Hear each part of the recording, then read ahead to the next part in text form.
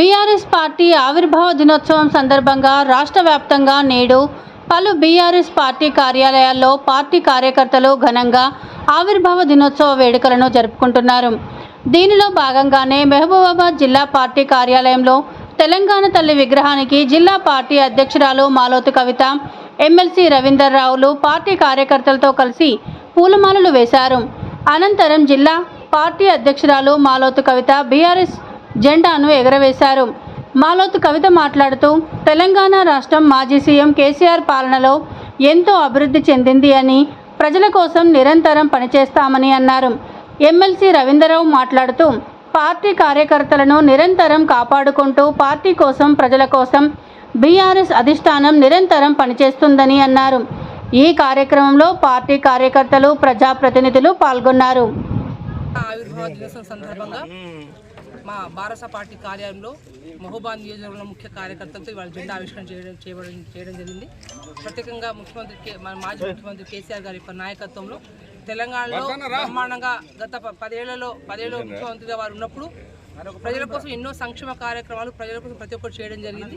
రానున్న రోజుల్లో ఖచ్చితంగా ఇప్పటికే ప్రజలందరూ కూడా కేసీఆర్ గారు పోగొట్టుకున్నాం అనే విషయాన్ని, వాస్తవాన్ని ప్రజలు అందరూ ఇప్పటికే పసిగట్టి పొరపాటు జరిగిందని చెప్పేసి వాళ్ళు స్పష్టంగా వాళ్ళు గ్రహించడం జరిగింది. ఈసారి ఎలక్షన్స్లో ఎక్కడెక్కడైతే బీఆర్ఎస్ పార్టీ అభ్యర్థులు నిల్చున్నారో వారందరూ కూడా కేసీఆర్ గారి నాయకత్వంలో భారీ మేరతో గెలవబోతున్నారని చెప్పి ఈ సందర్భంగా తెలియపరుస్తూ మరొకసారి అందరికీ కూడా తెలంగాణ ఆవిర్భావ దినోత్సవ శుభాకాంక్షలు తెలియపరుస్తాం. ఏప్రిల్ 27న తెలంగాణ రాష్ట్ర సమితి పార్టీ స్థాపించిన సందర్భం, ఆ సందర్భాన్ని పురస్కరించుకోవడం, తర్వాత ఎన్నికల నియమావళి ఉండడం వల్ల, ఎన్నికల కోడ్ వల్ల ఈసారి పార్టీ ప్లీనరీ జరుపుకోకపోవడంతో అన్ని జిల్లా పార్టీ కేంద్ర కార్యాలయాల్లో పతాకావిష్కరణ జిల్లా పార్టీ అధ్యక్షులు చేయాలని చెప్పని పార్టీ ఆదేశించడం జరిగింది.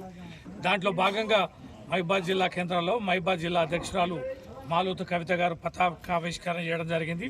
పార్టీ ముఖ్య నేతలందరూ కూడా ఈ కార్యక్రమంలో పాల్గొన్నారు.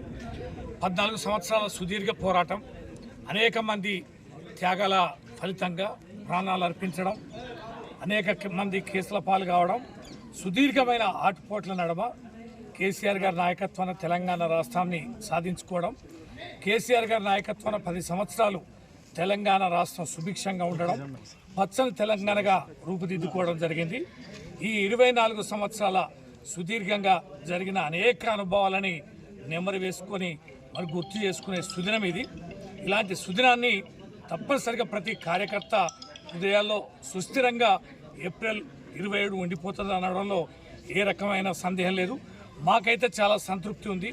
రాష్ట్రం కోసం పోరాటం చేశాం, తెలంగాణ రాష్ట్ర సమితి ఆధ్వర్యంలో ప్రభుత్వాన్ని ఏర్పరిచాం, తెలంగాణ రాష్ట్రానికి సంబంధించిన మౌలిక ఏవైతే అంశాలు ఉన్నాయో వాటిని పరిష్కారం చేశామనేది ప్రజల తీర్పు ఏ రకంగా ఉన్నా ఖచ్చితంగా ప్రజాక్షేత్రంలో ఉంటాం, ప్రజల పక్షాన్ని పోరాడతాం. గులాబీ జెండా ఎగురుతూనే ఉంటుంది. గులాబీ సైన్యం ఎప్పుడు ప్రజాక్షేత్రంలో ప్రజల కోసం నిరంతరం పనిచేస్తూనే ఉంటాం.